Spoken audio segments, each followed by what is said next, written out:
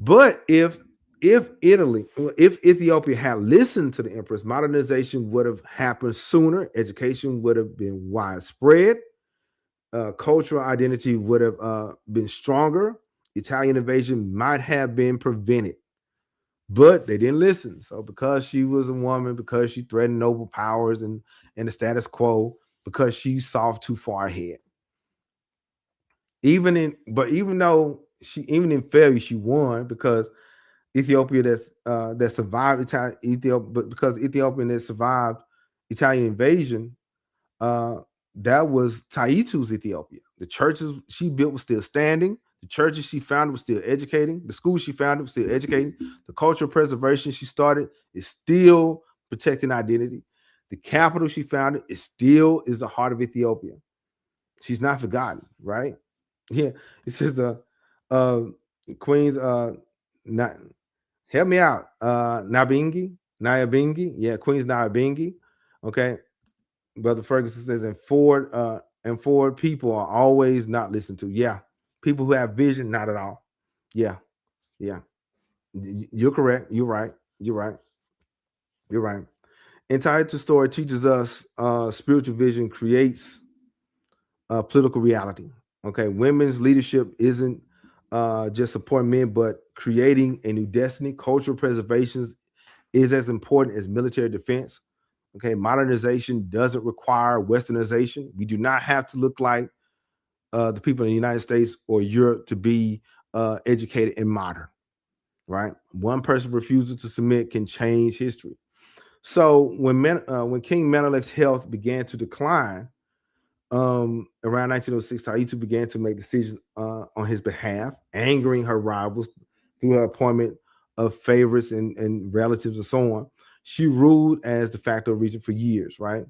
The son, but even though she after that she died quietly in exile. For basically she died in 1918, February 11th, 1918, because from heart failure. I would say she died of a broken heart, right? But as the sun sets, the light still remains, right? The light still remains. Her name is Taytu, meaning sun. And like the sun, she rose when Ethiopian leader needed light. She illuminated the path through darkness. She touched everything, even when invisible. And the sun sets every day, but its light doesn't disappear. I'm saying she it's absorbed by the earth and nourishes the plants and the people, everything around. And even though Taytu set, her light still remains. She still shines in every Ethiopian church, every as manuscript, and every child educated in her schools. Matter of fact, somebody on TikTok told me that their grandparent was married because Queen Taytu arranged that marriage. It's pretty cool. The Sunshine uh, Empress, the Sunshine Empress is gone, but Ethiopia still basks in her light, right?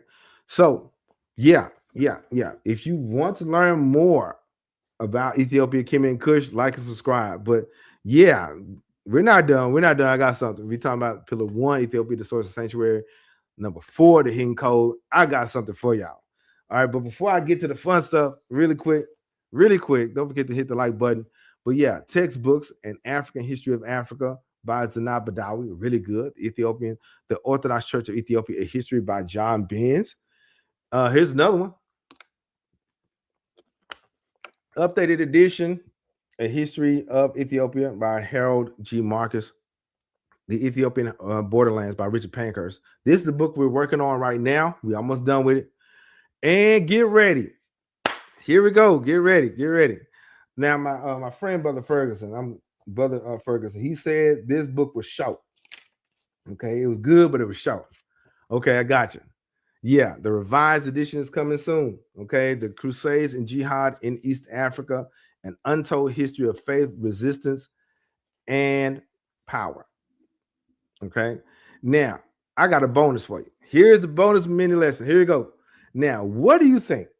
Y'all just let me know. What do you think about when you hear uh the Crusades? What do you think? What do you think about when you hear the Crusades. When you hear about the Crusades, what do you think about? Okay. Now, some people, when they hear the Crusades, when they hear about the Crusades, they think about the Europeans versus the Arabs, right? Okay. Yeah, that's what happened. They would think about the Europeans versus the Arabs, right? And it's straight east versus west, right? This is a map of the Crusades right here, and this was going on between the 1096 to 1204, right? From east versus west and all that kind of thing, right? So get this, we gotta discuss something else, right? What do you think about when you hear about Africa in the Middle Ages or in the same time frame? What do you think? What do you remember? Some of my African scholars and African uh, scholars they would naturally think when they think about medieval Africa, they go straight to Timbuktu, right? Nothing wrong with that. Nothing wrong with that. All right, but get this: there was something else happening at the same time. Okay, um, there was something that was going on in East Africa at the same time, okay, during the Middle Ages, right? So during that, there was the Crusades and Jihad, okay? Let me show you what I mean.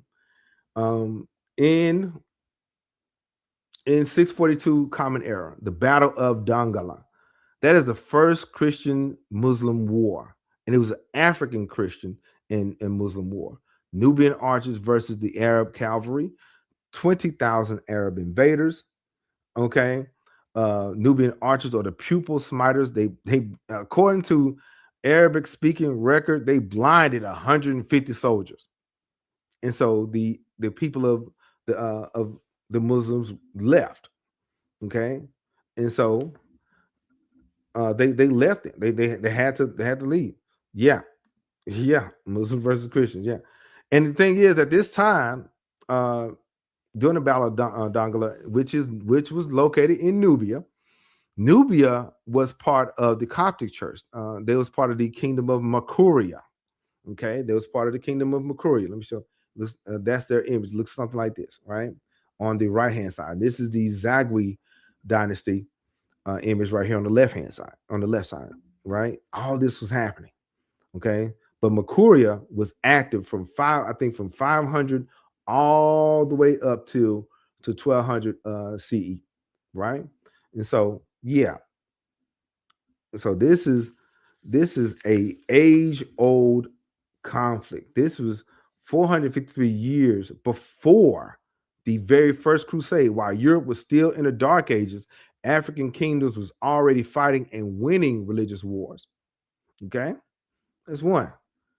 Now, at the same during the crusades, there was Red Sea raids. There was Red Sea raids, right? They had, let me show you. They had European crusaders on African soil. This was happening at the same time. When we was focused on, let me see, on these guys here. Okay, there was European invaders, crusaders more specifically, on African soil. Let me get back to it. All right, right around here. We have Renaud de Chatillon. Okay, he was a leader in Jerusalem. He lands. Let me get this map. He lands at Adab. He goes. Get this. He goes from Jerusalem, and he lands at Adab right here. That is Nubian territory. Okay, that is Nubian territory. And so he sends raiding parties into Africa. He sends small forces, small battalions into Africa. Okay, this was for my military people. This was an amphibious assault. An amphibious assault. A lot of modern scholars would say they had Red Sea battles, but they had to land somewhere. And so this Jerusalem leader left Jerusalem, who had a French background, left Jerusalem, had a French background, landed in Nubia, and started raiding these small towns. Then get this. When he was done, he crossed the street. He crossed the Red Sea into Jeddah. And get this, by him being that close to Jeddah, guess where he was close to? You're right, Mecca and Medina. He was like, okay, since you guys are threatening Jerusalem and everything, we're going to be at Mecca's back door. Yeah. So guess what Saladin had to do? He had to divert forces from Jerusalem and send them down this way. Yeah, this was happening at the same time. Okay, why was it important? Because every soldier Saladin sent to Sudan was a soldier that was not available to fight at Jerusalem. His forces and rulers, and military power was split. And every resource spent defending the Red Sea was a resource not being spent in Jerusalem. Okay, not to mention, not only we had a Jerusalem spy and Mecca's back door, Saladin's brother Turan Shah was pushing south. This was happening at the same time as the European Crusades. Same time. Yeah. We're gonna talk in this book. We're gonna talk, right? So, yeah. And then we had the centuries later, 1543 CE, the Battle of Wanga Daga, the Ethiopian. This before Tağū, Ethiopia nearly falls but survives. Right, the governor Galawidus, he was Christian, versus Imam Ahad Garan. Ahmad Garan, he was backed. Get this, backed by the Ottoman Empire, and the Ottoman Empire nearly conquers or take over Ethiopia. But in the meantime, Portuguese provided 400 musketeers, but the Ethiopians commanded those soldiers, Portuguese soldiers. Ahmad Garan, he was killed in battle. Ethiopia survives the war, but they told the Portuguese, say, just because you helped us, don't mean you run anything. Yeah, but get this: if Ethiopia had fallen in 1543. The Ottoman Empire would have controlled the entire Red Sea region. Okay, they would have controlled. Let me see it better. This entire area, the Ottoman Empire would have, and that's a lot. The reason why there were so many battles in the Red Sea, we're going to discuss this a little bit later. Not today, though. They was trying to control the resources. There was if you control the resources, you control the money. So they was trying to control the resources, who goes in and out of this area. Okay.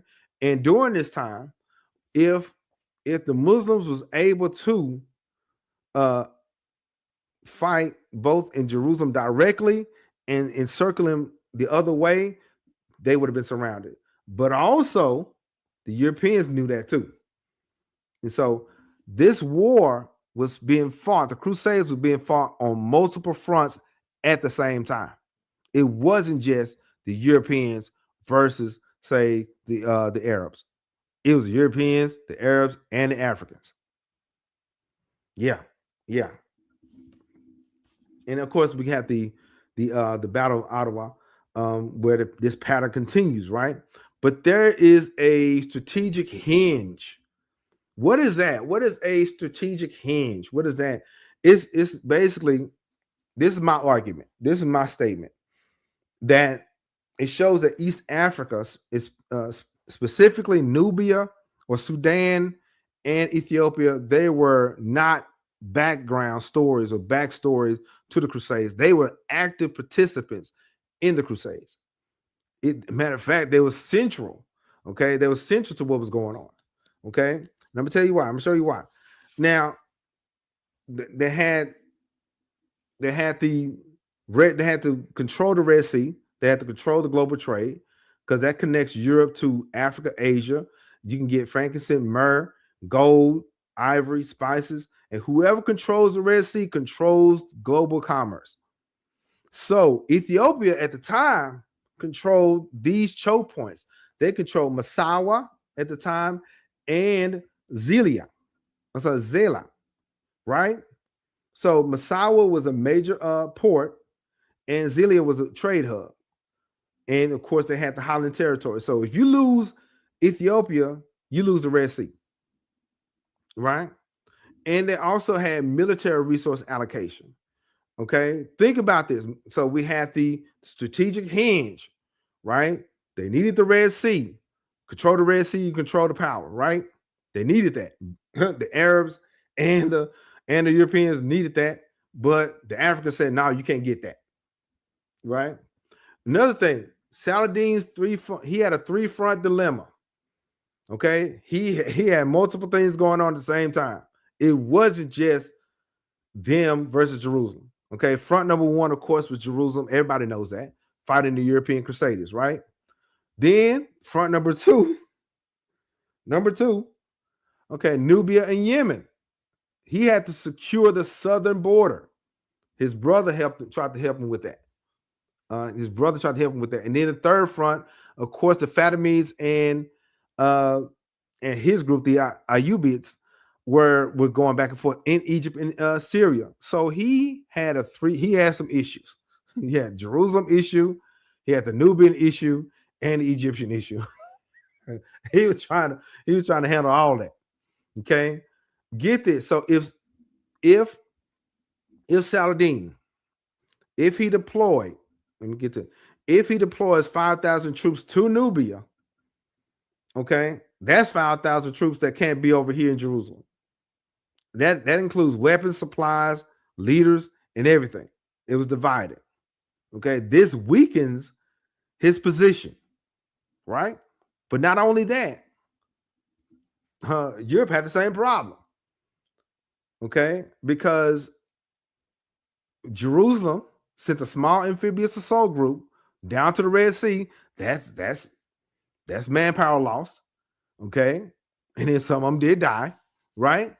Then 400 years later, a couple hundred years later, Portuguese send 400 soldiers to Ethiopia in 1541. That's not 400 soldiers, not in India, not in Brazil. They were sent to Africa.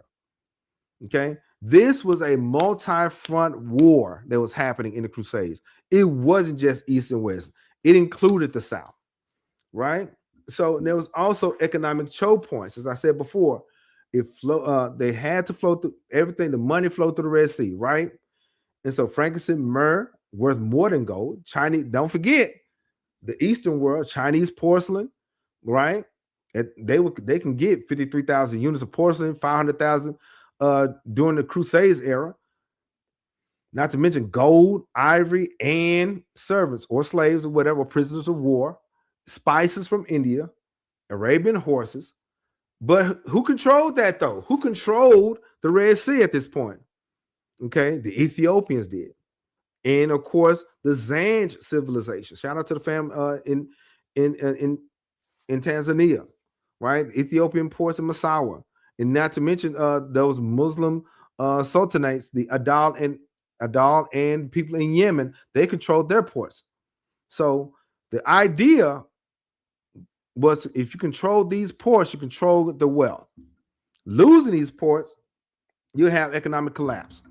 This is why they fought. It wasn't theology, and religion and all philosophical concept. It was economics. It was money. But also, okay, in my book, also we're going to talk about the spiritual legitimacy. Yeah, the Ark of the Covenant and other sacred relics. Ethiopian tradition says they housed the Ark of the Covenant has been housed in exile since 950 before Common Era. The Europeans was obsessed with trying to find the Ark to prove Christian legitimacy. They got to find the Ark. And so in the 1500s, the Portuguese Jesuits searched for it relentlessly, but they got kicked out. We'll talk about that though. So they was looking for the Ark. They were looking for Prester John. They were looking for these kind of figures or some kind of sacred relic they could take back home. If Ethiopia has the ark, Ethiopian Christianity basically is legitimate. But if Rome controls the ark, the Roman Catholic Church is legit. But if the Muslims destroy it, Islam wins, right? This was a spiritual and political warfare that was happening, y'all, right? All at the same time.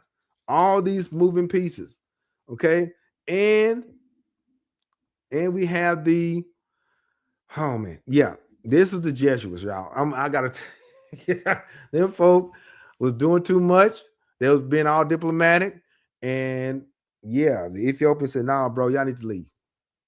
Right? And so because they knew, the Ethiopians knew that by guarding the ark, they guarded their sovereignty and their control. Right? So one more thing, we had the triple confrontation.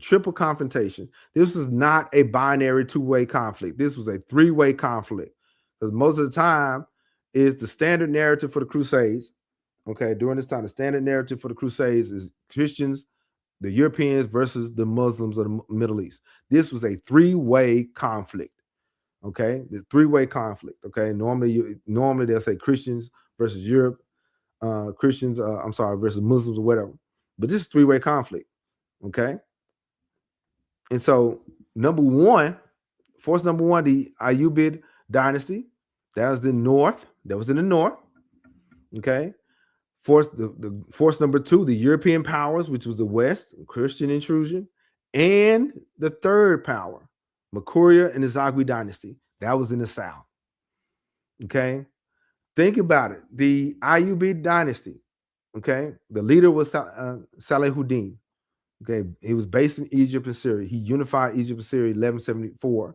His brother Turan Shah had campaigns and conflicts southward. And his brother invaded Nubia. His brother also conquered Yemen. He couldn't really win against the Nubians, so he had to cross the street. The goal was to eliminate any Christian kingdoms that could ally with the Crusaders. Okay, why the Southern Front mattered to Saladin? You can't focus on Jerusalem if Nubia is attacking you from the south. You can't control the Red Sea if Ethiopia's allies with or they cool with Europeans. You must secure Egypt's southern border first to move forward, right? So we had that. Then we had the European powers. Okay, that's the West. The key players. Who's the key figures? Shout out to Brother Fergus and Brother Mo, the Knights Templar. Okay, and other Crusaders. It wasn't just the Knights Templar, but they're the most famous, right? Yeah. Greeting. What's going on, Grand Manatero? Yeah, it's a greeting. It's a sorry about that, but both was working together. But we're going to talk about that. We're going to talk about that because what I found and what I've learned is that the African nations was not helping anybody. And there's been times where the African nation did try to appeal to the European nations, and they did not, during later centuries or whatever, but that didn't happen, right? But during the Crusade era, no. But I guess you could say that both, say, the Muslims and the European Christians were working together in the sense of trying to take over East Africa. Okay, you can see that. You can say that. But what I do know is that based on what I found and read firsthand, dealing with primary sources, that the Nubians and the Ethiopians weren't having it. You see what I'm saying? Yeah. But that's cool. But the European powers, they had the Knights, and then we had Renaud de Chatillon from he was a leader in Jerusalem, but he conducted the Red Sea raids, in 1182 to 83, and also the Portuguese in the 1600s. Their goal was to break Muslim trade monopolies, and it was also looking for a guy named Prester John, the legendary Christian king from the East, and they was trying to get relics like the Ark of the Covenant, but most importantly, they wanted to control the Red Sea ports. Why East Africa mattered to Europe? There was another trade route to Asia, bypassing Muslim control Mediterranean. they had possibly maybe a Christian ally in Africa, but ironically, when people like the Reginald Chatillon from Jerusalem invaded Nubia, a Christian nation, Makuria at the time, that was Christian nation against Christian nation. I guess he didn't care about none of that. He cared about their land though, right? And they wanted wealth. They wanted gold, spices, and ivory. Then we have Makuria and the Zagwe dynasty, the South. Okay, this is Nubia, this is Sudan, Ethiopia, Somalia. The advantages that they had, there was Christian kingdoms since the 4th century. They controlled the Red Sea ports, and they was theologically different than the Roman Catholic Church. And they had the Ark of the Covenant, according to their stories, according to the the Kesha Nagas. I think it's Kesha Nagas. I forgot. I got to look it up now. Now I got to, let me see. I think it's the Kesha Nagas or I think the Glory of the Kings. Kebra Nagas. Okay, I got it. Kebra Nagas. Okay. Of course, the Kebra. I got to look it up. According to the Kebra Nagas, they had the Ark of the Covenant and they preserved sovereignty against modern Islam and Western European pressure, maintained control of the Red Sea trade. They protected their orthodoxy, their beliefs from both Islamic conquest and Catholic imperialism. Because truth be told, these people, the Crusaders, were Catholic. They were not Protestant. Okay, for some of the people who like to ascribe to the Crusaders, they were Roman Catholic. They were not Anglican. They were not Baptist or Methodist. I'm just saying. That's for free. All right, now. Yeah, yeah, yeah. And so they would accept some help every now and then, but they maintained their control, and they did kick out the Jesuits. They did do that. And so my thing is, based on what I've studied and what I've found, this was a triangle. This conflict was a triangle and not a straight line. Okay, this was a triangle. East, west, south, not just east and west. Okay, all three competing for the same prize. That is Red Sea control, economic wealth, strategic position, and spiritual power. None can eliminate the others. Ayyubids didn't conquer Ethiopia, too many mountains. Europeans can't colonize the Red Sea. It's too far and too expensive. Okay, Ethiopians can't expand northwest, surrounded by the enemies, right? And so they had a 3-front war going on. Okay, and this stalemate lasted for centuries. Okay, and yeah, traditionally you'll see the Crusades east versus west, but it was more of a triangle, east, west, and south. And we're going to discuss that in my book. We're going to discuss that. And this was a multiple front war timeline. Get this. I'm gonna tell you this really quick. I'm gonna tell you this. During the First Crusades, of course, this is what they would say. This is how normally it would go. Okay, if you're studying Crusade history. The First Crusade, 1095, Jerusalem was captured. Second Crusade, 1147, they failed to retake Edessa. 1180s, we have Saladin, and then 1291, the fall of Acre. All right, at 1291, basically the Crusades officially end. Right, but what they don't teach you is that they don't tell you about the 651 Battle of Dongola. The Nubians defeat the Arab invasion, which began a 600-year treaty.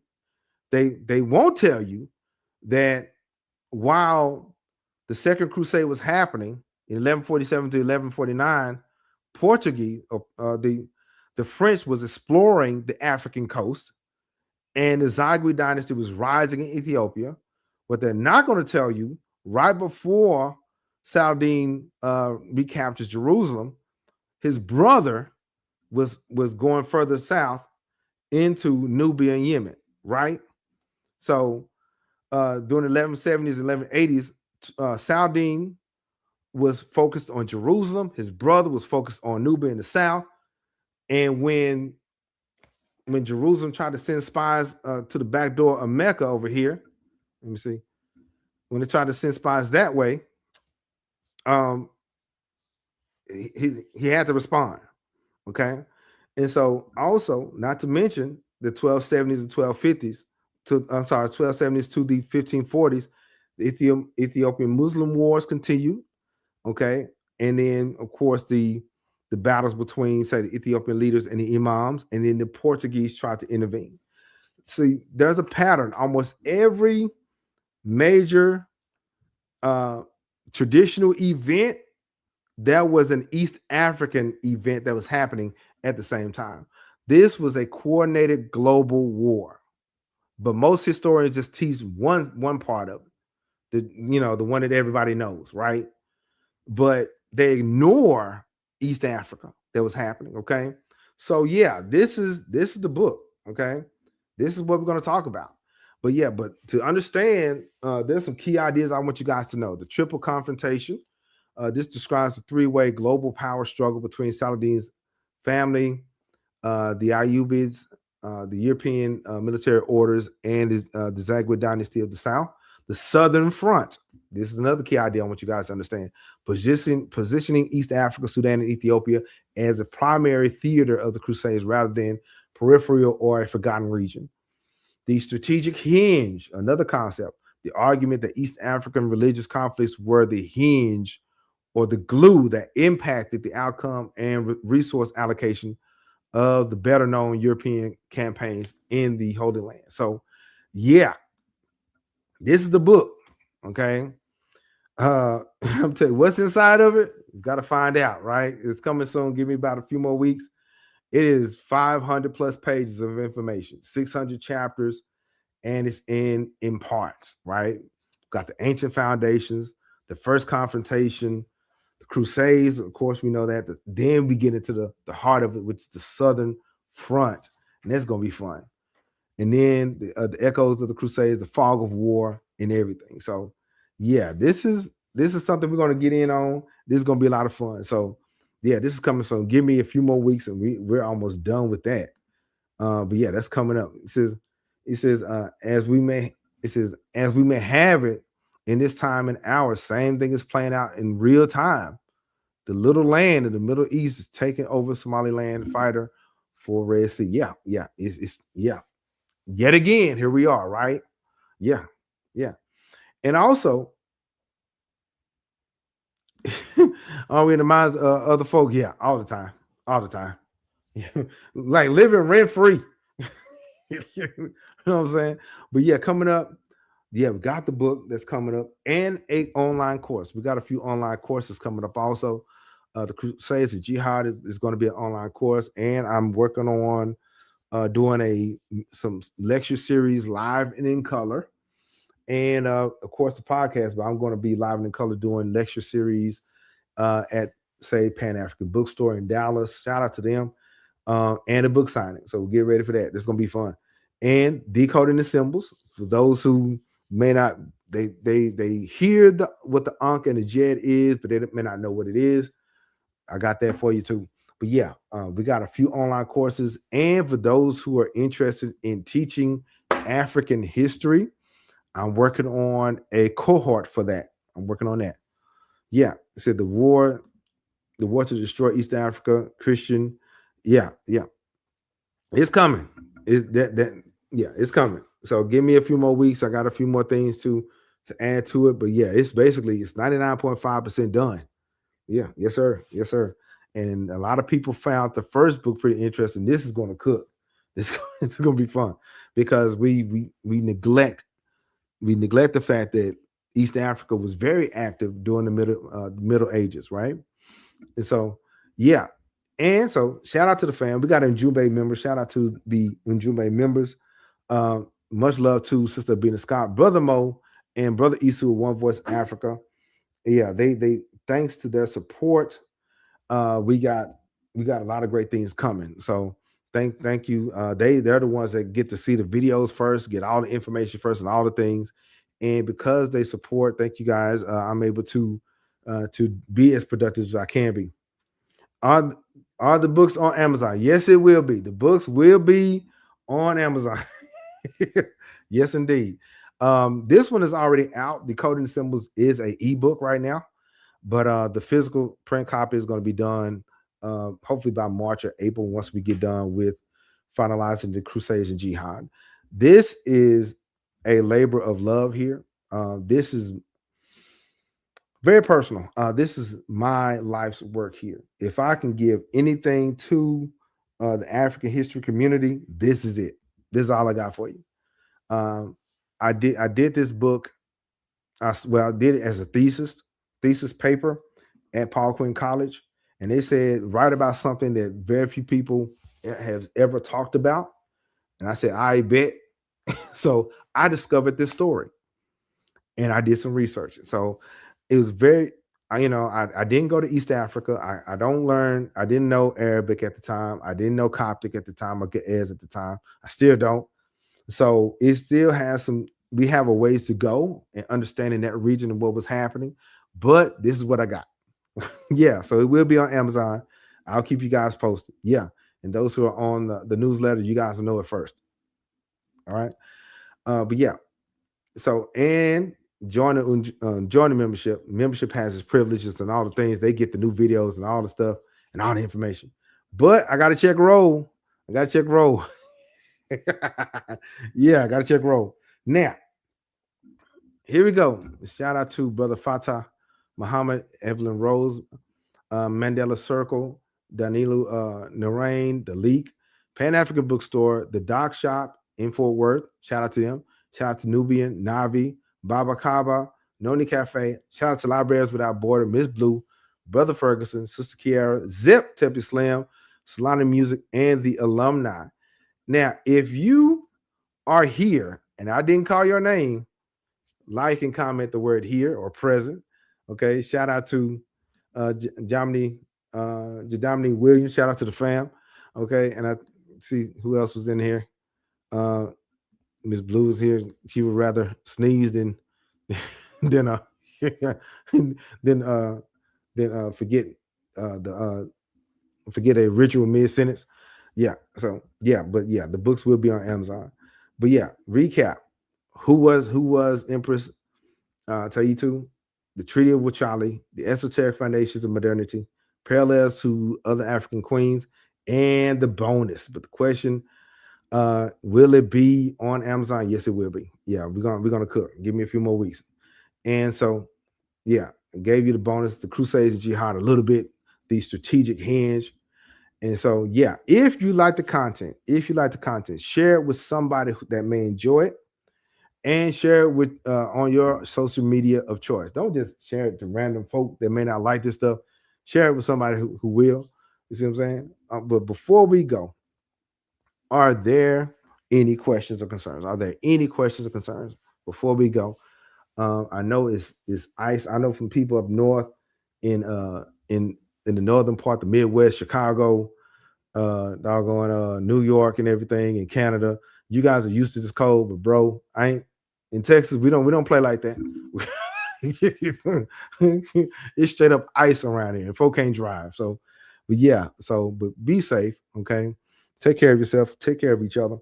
But before we go, are there any questions? Because we just got to talking about the hidden blueprint of Ethiopian sovereignty, Tağyu Betul, and the architecture of freedom. Are there any questions before we go? Okay.